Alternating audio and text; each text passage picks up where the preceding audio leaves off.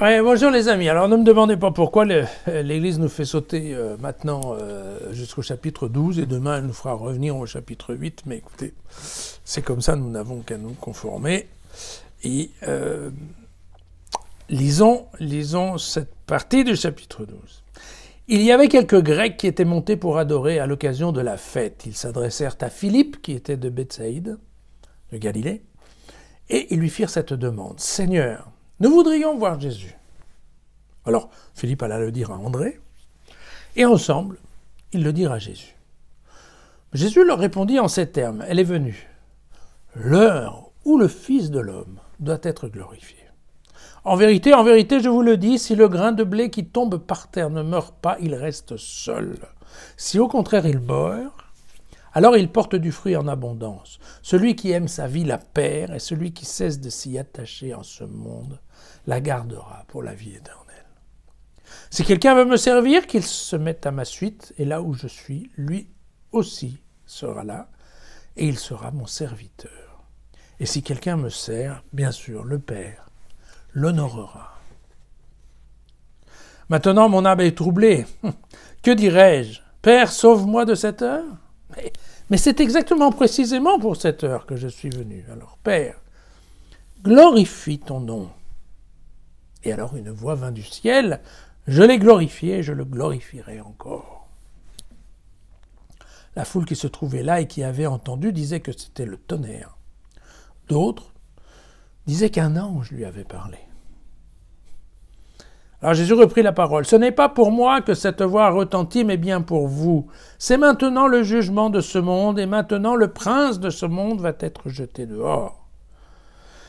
Pour moi, quand j'aurai été élevé de terre, j'attirerai à moi tous les hommes. »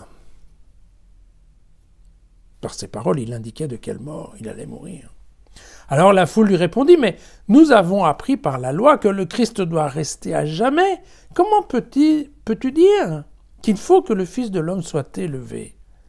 Qui est-il, ce Fils de l'homme » Alors Jésus leur répondit, « La lumière est encore parmi vous pour un peu de temps. Marchez pendant que vous avez la lumière, pour que les ténèbres ne s'emparent pas de vous. Car celui qui marche dans les ténèbres ne sait où il va. Pendant que vous avez la lumière, croyez en la lumière pour devenir des fils de lumière. » Et après leur avoir ainsi parlé, Jésus se retira et se cacha d'eux.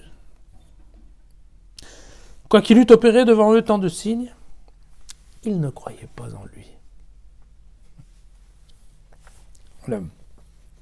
Alors, ce chapitre 12, il est en fait la charnière entre la vie publique de Jésus et le dernier voyage à Jérusalem. D'accord ? Et contrairement à d'autres, si vous voulez, ce chapitre donc, de la montée à Jérusalem, ça commence par ce qu'on appelle l'onction à Béthanie. Vous savez, Marie qui met du parfum sur les pieds de Jésus et qui les essuie avec ses cheveux. Et puis ensuite, nous avons l'arrivée triomphale, comme on dit, à Jérusalem. Et puis chez Jean, vous voyez, on arrive à cette question de Grecs. Alors, qu'est-ce qu'on appelle les Grecs? En fait, les Grecs, probablement, ce sont d'anciens païens qui ont été convertis à la religion juive, ce qu'on appelle, vous savez, les craignants Dieu, ou des prosélytes. Les prosélytes, la différence entre les deux est que les prosélytes avaient accepté d'être circoncis. Mais donc, ce sont des gens qui probablement viennent à Jérusalem en pèlerinage et qui en profitent en se disant on va essayer de rencontrer Jésus dont tout le monde parle. Et voilà.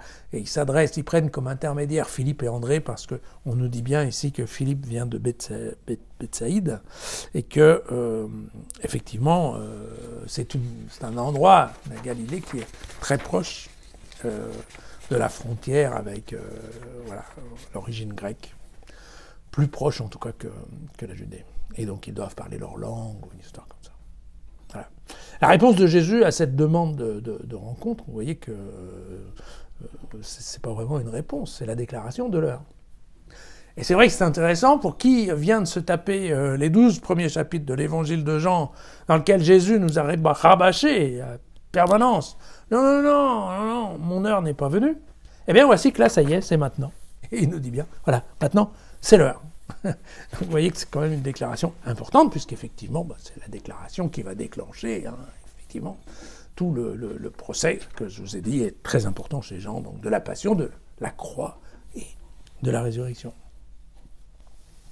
Alors, c'est amusant parce que Jean vient nous mettre ici le passage sur le grain qui tombe dans la terre ou sur la pierre. Vous savez qu'on trouve ça dans les évangiles synoptiques, et que normalement, cette image du grain qui tombe et qui donne des fruits, il est plutôt utilisé pour parler de effectivement, de l'efficacité de la parole de Dieu. Et vous voyez qu'ici, ça n'a rien à voir, puisque là, Jean lui l'utilise comme étant plutôt l'image de la chrysalide, c'est-à-dire qu'il faut qu'effectivement, le grain en lui-même meurt pour que pousse la plante. C'est vrai qu'une fois que la plante elle a poussé, on ne voit plus le grain. Voilà.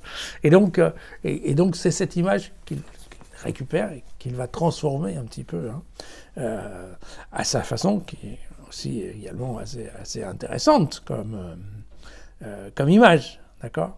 Et puis, vous voyez qu'il en profite aussi pour bien parler un peu de la communauté de destin entre lui et les disciples, en disant, méfiez-vous, si moi j'y passe, il y a des chances que vous aussi, ça ne se passe pas forcément bien. Et donc, en effet, il alerte les disciples sur une communauté de destin, mais une communauté de destin qui va les mener à être honorés par le Père. C'est bien ça l'idée. Attention, si vous souffrez pour moi, eh bien évidemment, mon Père, voilà. C'est la carotte, je dirais, plutôt que le bâton, c'est la carotte, pour les disciples.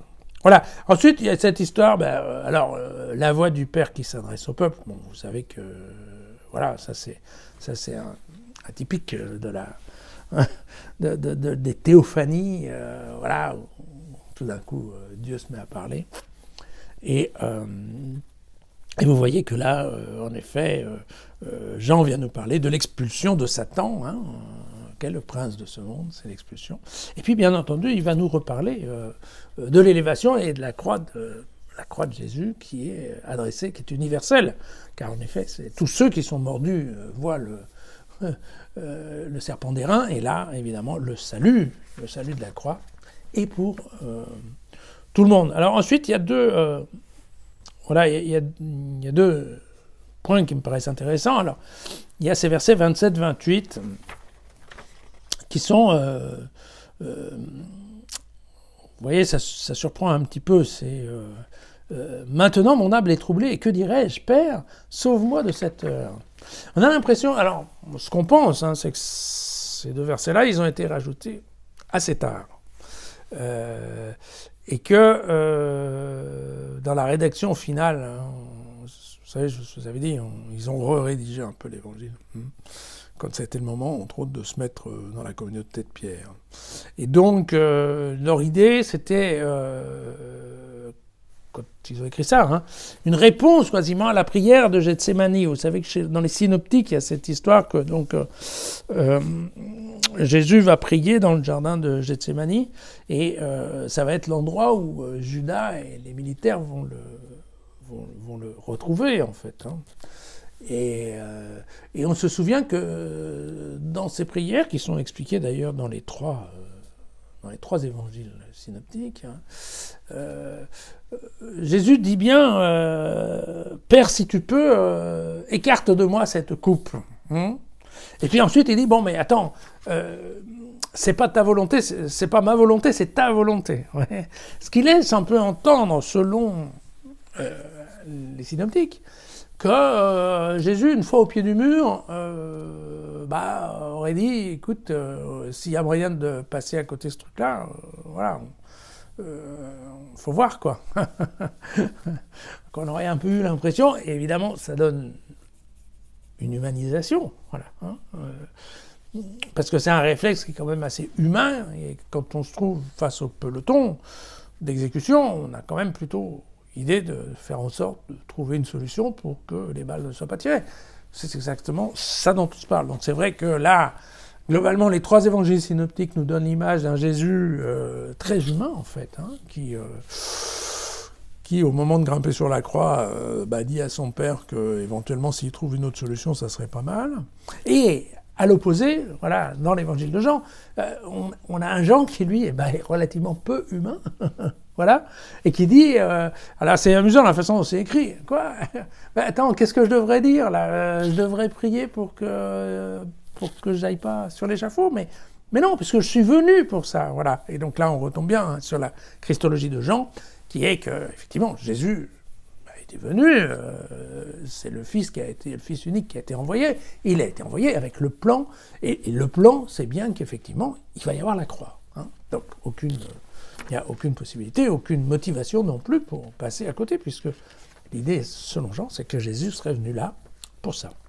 Et puis, il y a aussi, alors, une deuxième explication à donner, donc c'est, voilà, quand les Juifs disent, mais on ne comprend pas, parce que dans les textes, il est prévu que le Messie, quand il vient, il est là pour rester. Alors en fait, ça, c'est quelque chose qui sort du psaume 89, voilà, au verset 37, qui assure qu'en effet, que voilà, le Messie du jugement dernier, une fois qu'il sera là, il est là pour rester, pour demeurer, selon le terme grec que tout le monde utilise. Et là, encore une fois, bon, alors il y a un peu un malentendu qui est, attends, mais Jésus, tu nous dis que tu vas être élevé, et évidemment, comme d'habitude, hein, le peuple, avant la résurrection et avant la croix, ne peut pas comprendre ce qui se passe, que dit Jésus, et alors que Jésus ne parle que de l'élévation sur la croix, alors que, évidemment, hein, le peuple, à ce moment-là, il a pas du tout la photo de la croix en vue, c'est absolument pas programmé. Eh bien, évidemment, lui, le peuple pense à une élévation comme l'élévation de Élie, voilà, ou de Moïse, c'est-à-dire que, typiquement, voilà, les grands prophètes montaient au ciel sans qu'on ait retrouvé leur dépouille humaine, hein, voilà. Hein. Donc, élévation, encore une fois, un jeu de mots. Encore une fois, toujours la même chose. Il est impossible de comprendre l'Évangile, la vie de Jésus, tant qu'on ne sait pas ce qui va se passer au moment de la croix. Voilà. Et le dernier verset du passage, d'ailleurs, voilà, lorsqu'il eut opéré devant eux tant de signes, ils ne croyaient pas en lui. Eh bien ça, bien évidemment, c'est une introduction à la conclusion du livre des Heures, donc, ces 12 premiers chapitres, qui est de dire que globalement, l'activité révélatrice de Jésus sur terre n'a pas marché. D'accord ? Jésus est venu en leur expliquant qui il était, et en fait, personne ne l'a cru. Très peu. D'accord ? Donc, globalement, cette mission, cet objectif d'autorévélation n'a pas fonctionné. Voilà.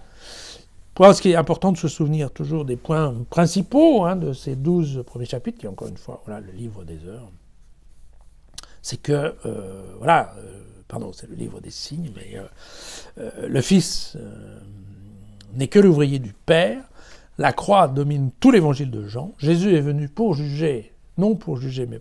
sauver le monde, il suffit de croire qu'il est le Fils de Dieu et d'écouter sa parole, bien entendu, pour avoir droit à ce que Jean appelle la vie éternelle, c'est-à-dire la vie avec Dieu, et ce, dès maintenant. Voilà. Donc, il faut qu'on garde ces caractéristiques, on va dire, ces points clés de l'évangile de Jean, parce qu'en fait, on les retrouve, écrits ou expliqués d'une façon ou d'une autre, mais on les retrouve au sein de tout l'évangile. Voilà. C'est ce qui fait que parfois, même si le vocabulaire de Jean peut paraître compliqué, les idées qui sont autour sont un petit peu quand même toujours les mêmes, et elles sont, elles, relativement simples. Voilà. À demain, j'espère.